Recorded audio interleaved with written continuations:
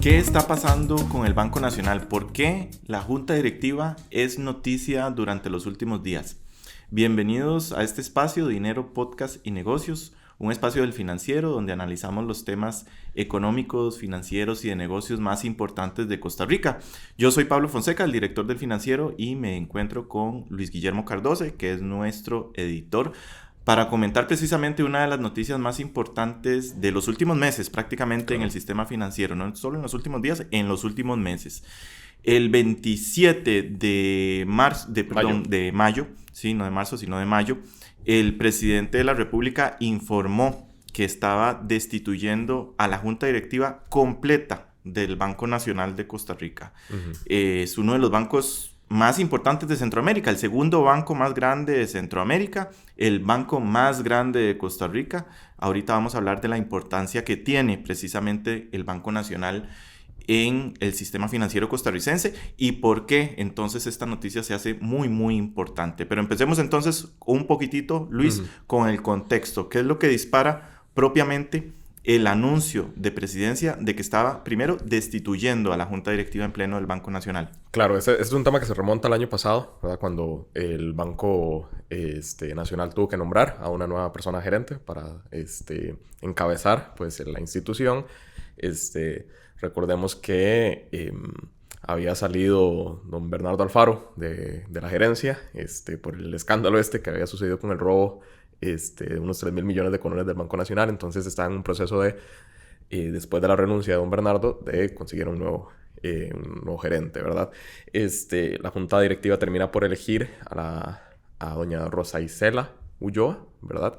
Este anuncio no sentó bien en el Poder Ejecutivo, que apenas se dio el nombramiento, empezó a soltar algunos comunicados, algunos ataques contra la Junta Directiva por un proceso que en ese momento los calificativos que daba era, por decir, oscuro o poco transparente de doña Rosa Isela. Y ahí ordenó el Ejecutivo una investigación, ¿verdad? Para tratar de dilucidar qué fue lo que sucedió. Eso se alargó hasta este año y en un movimiento, pues, poco visto en la historia costarricense, derivó en que la semana pasada, en caso de la grabación, el final de mayo, el Ejecutivo decidiera destituir por completo a la Junta Directiva. O sea, a los 7 directivos se fueron y nombraron una nueva Junta Directiva que fue seleccionada. De momento esta es pro tempore, ¿verdad? Es temporal, mientras se hacen los nombramientos totales. Y que fue elegida por completo por el Poder Ejecutivo, algo que no es común. Aunque el Poder Ejecutivo tiene la potestad de elegir a los directivos de los bancos estatales, porque el Consejo de Gobierno funciona como una especie de asamblea de accionistas de estos bancos, esto se hace con ciertas reglas, digamos, de alternancia, digamos, o los nombramientos son escalonados, como para tratar de evitar, en la medida de lo posible, que no sea una sola administración la que tenga el control total sobre los nombramientos, ¿verdad? Siempre se hace de tal manera de que haya una combinación de directivos de la administración anterior y de la actual, ¿verdad? Entonces, esto es un hecho, pues, prácticamente aislado en la historia de la banca costarricense. El Poder Ejecutivo ya había mostrado interés en el nombramiento de la gerencia durante el proceso propiamente, ¿verdad? Y tal vez para poner en contexto, cuando el Banco Nacional empieza la búsqueda de esa persona para llenar la plaza de gerencia, contrata una consultora, ¿verdad? Sí. Entonces abre un concurso. Bueno, primero contrata a esta consultora para que abra un concurso, que es a partir del cual que llegan candidatos, entre ellos la señora Ulloa, y se hace el análisis, se hace una valoración, se sacan calificaciones, se hacen entrevistas, se hace un proceso que termina con la Junta Directiva propiamente seleccionando a esta persona para que asuma la gerencia. Pero incluso en el momento antes de que la Junta Directiva finalmente decida a quién va a seleccionar, el mismo Ejecutivo le había enviado comunicaciones al Banco Nacional para que frenara el proceso y diera más tiempo, con miras a que probablemente otra persona participará del proceso o se valorará diferente. Eso sucedió también, ¿verdad? Porque es importante tenerlo en contexto. No es solo después del nombramiento de la gerencia formalmente que el Poder Ejecutivo muestra interés o empieza a criticar el proceso, sino intentó frenarlo, o si no frenarlo, hacerlo más largo, ¿verdad? Hubo interés previo del Ejecutivo. A ver, es curioso porque no debería, ¿verdad?, existir ese interés. Pero pareciera que sí fue un nombramiento que el Ejecutivo tenía en mente siempre, ¿verdad? Siempre estuvo interesado en saber quién iba a terminar en la cabeza del Banco Nacional. Tanto así que cuando se eligió a la persona, siguió metiendo el dedo en el tema para tratar de a ver, aquí podemos caer en terreno especulativo, ¿verdad? Pero bueno, tratar de que el proceso no se centrara solo en la elección de doña Rosa Isela, sino que se consideraran otros candidatos. Uh-huh. Y este interés del Poder Ejecutivo en la junta directiva o primero en la gerencia de un banco y ahora también en la junta directiva como tal, pues también tiene sentido en el contexto de que la junta directiva no aprueba préstamos, no contrata gente, ¿verdad? La junta directiva es el órgano superior, pero precisamente por ser el órgano superior, la junta directiva se mete con los nombramientos de personas como la gerente, el gerente, y también las grandes políticas que mueven al banco, ¿verdad? Las políticas, por ejemplo, pueden ser las políticas de crédito. En este contexto de la importancia que tiene una junta directiva, ¿cómo analizamos eso junto a la importancia que tiene el Banco Nacional como tal? Porque el Banco Nacional es un banco en nuestro contexto muy, muy grande, muy, muy importante. Entonces, ¿qué relación tienen esos dos temas y cuál es la importancia? Claro, la junta directiva, a ver, de los muchos escándalos bancarios que ha tenido el país, ¿verdad? De las cosas que se aprendieron de esa época, por ejemplo, del descalabro del Banco Anglo, es que no era una buena práctica que la junta directiva, como decís, tuviera poder, por ejemplo, sobre cuáles créditos se aprueban, ¿verdad? Porque eso se prestaba para muchos posibles favores, conflictos de intereses, ¿verdad? Porque si la junta directiva en ese momento la ponía, o todavía la pone, ¿verdad?, un gobierno, eso le permite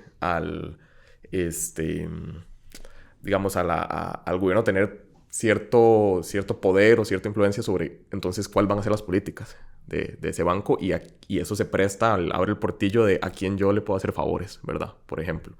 Entonces, esa es la principal razón, una de las principales razones por las cuales se separa la junta directiva de ese tipo de decisiones, ¿verdad? Lo que pasa en este caso, bueno, evidentemente un banco del tamaño del Nacional, ¿verdad?, tiene y tiene como cliente prácticamente a todos, a todo el país, ¿verdad? O sea, como cliente posible, por lo menos, ¿verdad? O sea, desde atender a la pyme más pequeña hasta el crédito corporativo más grande, ¿verdad? Entonces, si tenés una junta directiva su integridad pueda estar en duda, ¿verdad? Significa que en realidad tenés el poder de influir sobre todo el público posible, ¿verdad? De prestamistas o inversores costarricenses o incluso extranjeros, ¿verdad? Porque el banco también tiene la posibilidad de financiarse o financiar afuera. Entonces, en el caso como el Nacional tenés eso. Luego, yo creo que también un poco la razón por la que me haces esta pregunta es porque en el video, ¿verdad?, en el que se hace en el que se ratifica, ¿verdad?, los nombramientos de la nueva junta puesta por la administración Chávez, al final del video se deja ver como una especie de misión, ¿verdad?, que le pone el presidente a la junta directiva. Les dice que le presta atención a un crédito, ¿verdad?, de unos alrededor de $100 millones de una empresa que no mencionó cuál es, pero que dijo que estaba fuertemente vinculada al poder político tradicional. Creo que fueron las palabras que utilizó. Supuesto crédito, porque hasta este momento ningún medio de comunicación serio y profesional de este país ha logrado confirmar que ese trámite exista. Y además los directivos que salieron tras este remesón en el Banco Nacional no sabían del tema, ¿verdad? Entonces, Claro. no sabemos de dónde salió esa información. No sabemos de dónde salió esa información que dio el presidente de la República. Sí, nuestra fuente es el presidente de la República. En épocas como esta, no pareciera tener la validez que podría tener en otras, ¿verdad? Pero bueno, esto lo menciono porque uno es, bajo el entendido que la junta directiva no es la que dice a quién se le da un préstamo, a quién no, pues no debería tener cabida el comentario, ¿verdad? Pero como ya mencionamos, la junta directiva sí elige quién es el gerente. Sí elige las políticas de préstamo de la entidad, ¿verdad? Entonces, al tener ese control y poder decir, a ver, no sabemos qué va a pasar con doña Rosa Isela. No es descabellado pensar que esta junta nueva va a tener como una misión o como un objetivo valorar si ella va a continuar o no. La siguiente persona que ponga, si es que efectivamente esto se da, estamos aquí basándonos en un escenario hipotético, esa junta sí podría poner a alguien que pueda afectar, digamos, las políticas o que pueda influir, más bien, sobre las políticas crediticias del banco. Uh-huh. Y muy importante también considerar que cuando una persona o una empresa solicita un préstamo a una entidad bancaria, tiene que presentar mucha información relacionada con la empresa y con la persona como tal, ¿verdad? Sus ingresos, las propiedades que tenga, qué pone a responder, cómo se ha movido la empresa. Entonces, esa es información que va a quedar dentro de un sistema bancario que puede llegar a ser cuestionado por este tipo de decisiones que parecen tener tintes políticos, ¿verdad? Sí. Entonces, es muy peligroso para el sistema financiero como un todo y también para los empresarios y las pymes y cualquier persona común y corriente, ¿verdad? Porque los bancos manejan muchísima información privada, muy sensible de todas las personas que son sus clientes. Incluso de personas que no sean sus clientes, porque si me rechazan el préstamo, no soy cliente del Banco Nacional, pero el Banco Nacional deja sus archivos con información mía, ¿verdad? Entonces es de muchísimo cuidado. Uh-huh. Pero también es muy importante entender que este interés del Ejecutivo en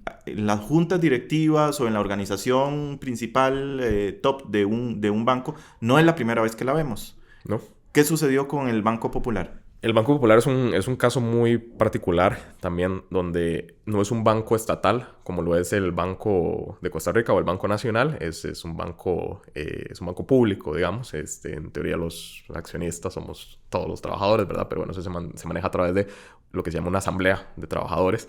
En este caso no es el Poder Ejecutivo, la administración de turno, no elige la totalidad tampoco de representantes de la Junta Directiva, sino lo que hace es que elige a 3 directivos y la Asamblea de Trabajadores, en un proceso, digamos, democrático de elecciones internas, elige los otros 4 directivos que forman parte de la Junta Directiva.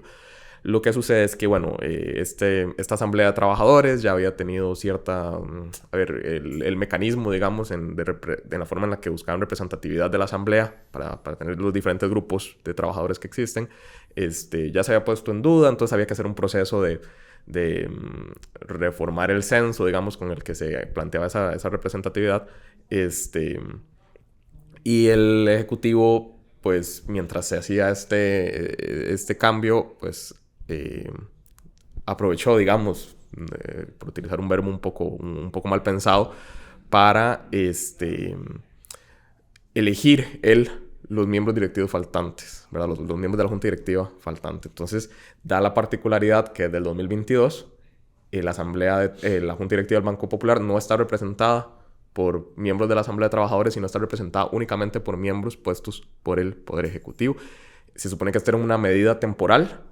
Ya lleva casi 3 años, ¿verdad? Con pocas respuestas o con poca transparencia de qué ha sucedido desde entonces. Esto es muy importante también por lo que hemos mencionado, que la Junta Directiva no decide créditos, pero sí decide gerentes. Y la actual gerenta general del Banco Popular, doña Gina Carvajal, fue elegida en 2023, si no me equivoco, igualmente por una junta directiva que en ese momento no tenía representación de la Asamblea de Trabajadores, sino tenía representación exclusiva del Poder Ejecutivo.